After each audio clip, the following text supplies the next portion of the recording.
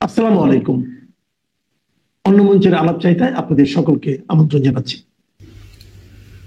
বাঙালি জাতির পুণ্য স্থান, যেখানে ঘুমিয়ে আছেন বাঙালি জাতির পিতা আমাদের মহান নেতা বঙ্গবন্ধু শেখ মুজিবুর রহমান, সেই পুণ্যভূমি গোপালগঞ্জে আজ নির্বিচারে গুলি চালিয়ে নির্মমভাবে হত্যা করা হয়েছে মুজিব আদর্শে বিশ্বাসী অসংখ্য তাজা প্রাণকে।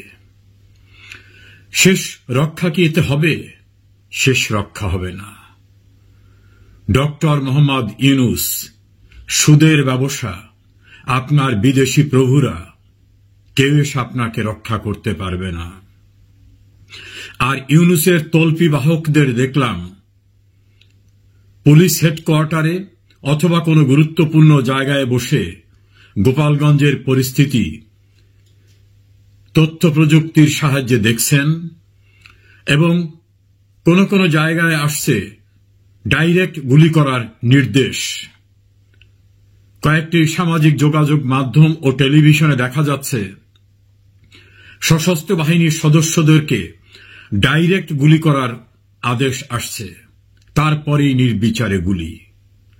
এবং শুধু গুলি করা নয়, ৭১-এর ভয়াল চিত্র ফুটে উঠেছে।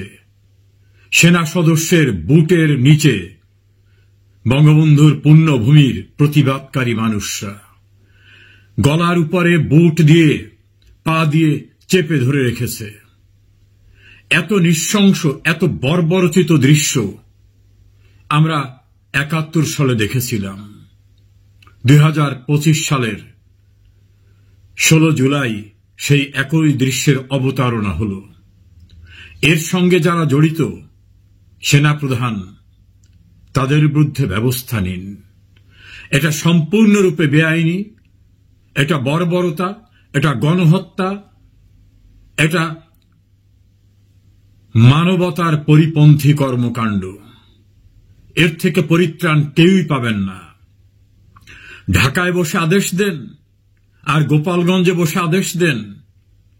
যারা যেখান থেকে গুলি করেন আর আদেশ দেন, প্রত্যেকেই কিন্তু মানবতা বিরোধী গণহত্যার দায়ে আজ অভিযুক্ত হলেন।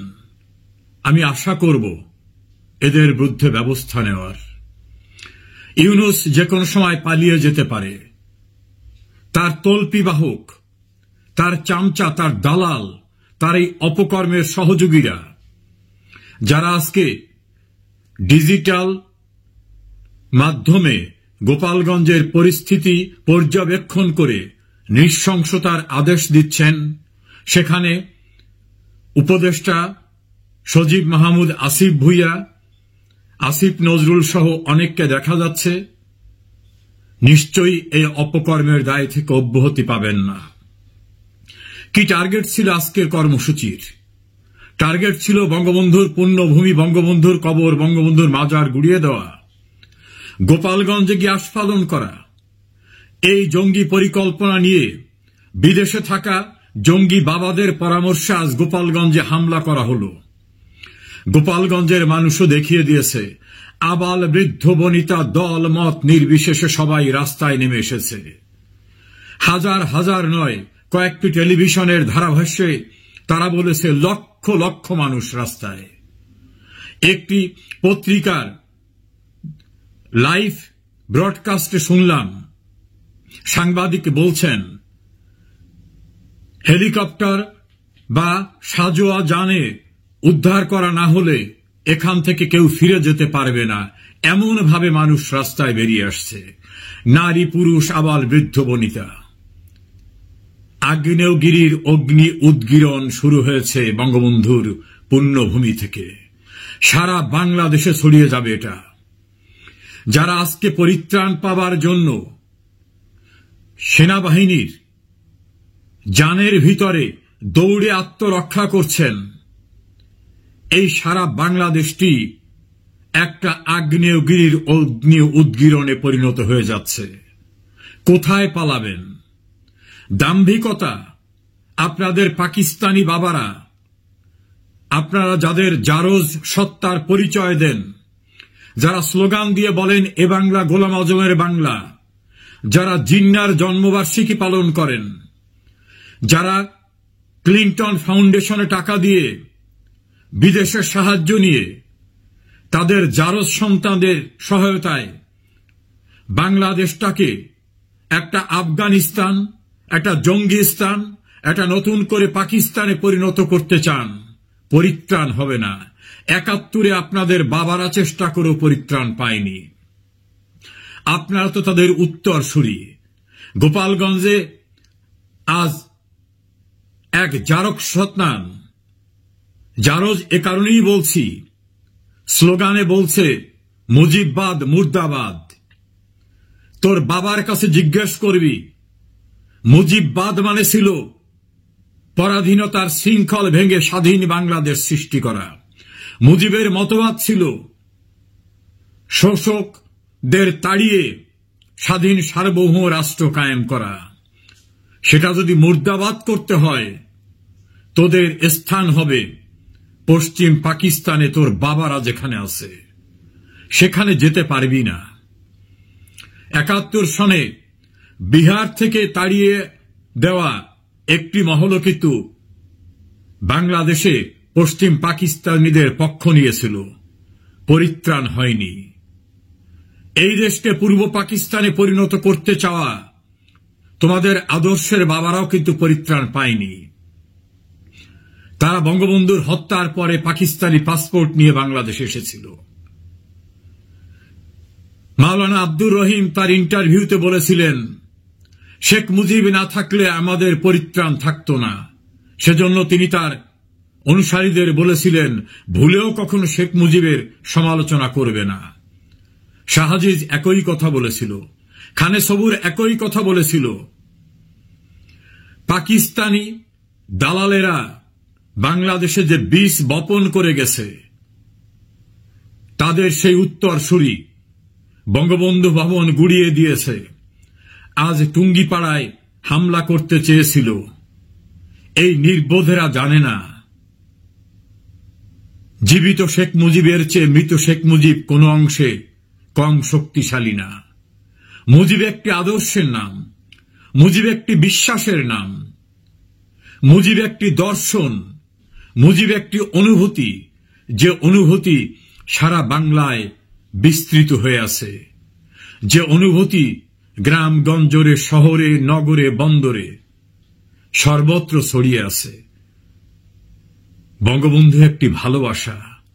বঙ্গবন্ধু না থাকলেও তার আদর্শ আছে, তার উত্তরসূরি, তার আদর্শের উত্তরসূরি, তার রক্তের উত্তরসূরি শেখ হাসিনা, শেখ রেহানা রয়েছে।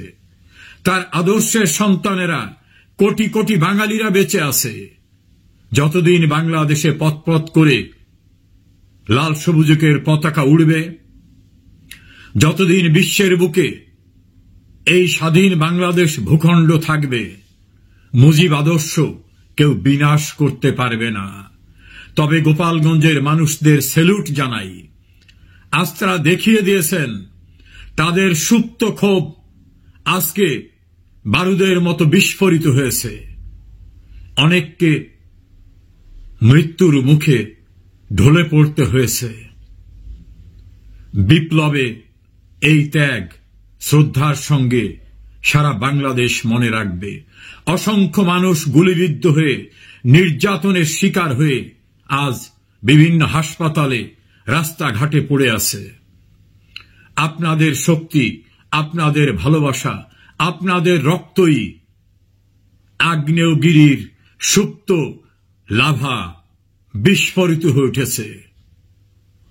তোদের রক্ষা হবে না, তোদের পরিত্রাণ হবে না। গোপালগঞ্জে আমাদের 24 বছরের দখল করে থাকা হায়নাদার বাহিনীকে তাড়াতে প্রেরণা জুগিয়েছিল। সেই গোপালগঞ্জ থেকে আজ শুরু হল নতুন অধ্যায়ের। বাংলাদেশের, দেশের বাইরে যে যেখানে আমরা বাঙালিরা আছি, আমাদের লড়াই শুরু হয়ে গেল অপ্রতিরোধ্য গতিতে। এই অন্ধকার থেকে গোপালগঞ্জের মানুষের রক্তের প্রতিটি কণা আমাদের শক্তি যোগাবে। আমরা নিশ্চিতভাবে বিশ্বাস করি আমাদের লড়াই চূড়ান্তভাবে, নতুনভাবে আবার শুরু হলো। বিজয় আমাদের অনিবার্য, এই বিজয় কেউ ঠেকিয়ে রাখতে পারবে না। জয় হোক বঙ্গবন্ধুর।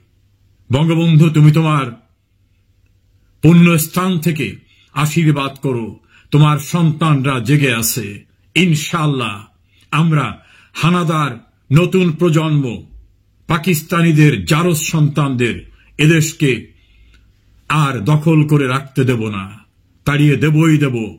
খুনি ইউনূস, তোমার নির্দেশে, তোমার উপদেষ্টাদের নির্দেশে আজ যারা এই হত্যাযজ্ঞ, গণহত্যা চালালো বঙ্গবন্ধুর পুণ্যস্থানে, ইউনূস, তোমার পরিত্রাণ হবে না, তোমার সঙ্গীদের পরিত্রাণ হবে না।